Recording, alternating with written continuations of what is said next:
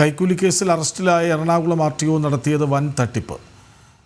ജെർസന്റെ വീട്ടിൽ നടത്തിയ പരിശോധനയിൽ 76 വില കൂടിയ വിദേശ മദ്യക്കുപ്പികളും 64,000 രൂപയും കണ്ടെടുത്തു.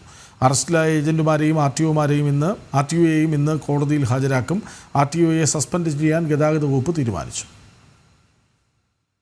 വീട്ടിൽ നടന്ന 15 മണിക്കൂറിലേറെ നീണ്ട പരിശോധനയിൽ 76 വില കൂടിയ വിദേശ മദ്യ കുപ്പികളും 64,000 രൂപയും വിജിലൻസ് പിടിച്ചെടുത്തു. റബ്ബർ ബാൻഡിട്ട് ചുരുട്ടിവെച്ച നിലയിലായിരുന്നു പണം.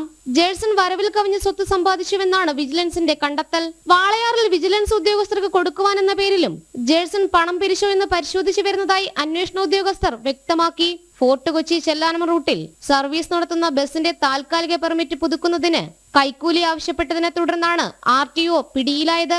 കൈക്കൂലിയായി 5,000 രൂപയും മദ്യക്കുപ്പിയും വാങ്ങാനെത്തിയ ഏജന്റ് സജിയെയും രാമപടിയാറിനെയും ബുധനാഴ്ച ഉച്ചയ്ക്കാണ് റീജിയണൽ ട്രാൻസ്പോർട്ട് ഓഫീസിന് മുന്നിൽ വെച്ച് വിജിലൻസ് കസ്റ്റഡിയിലെടുത്തത്. അനധികൃതമായി വിദേശ മദ്യം കൈവശം വെച്ച സംഭവത്തിൽ എക്സൈസും കേസെടുക്കും. ജനം, കൊച്ചി.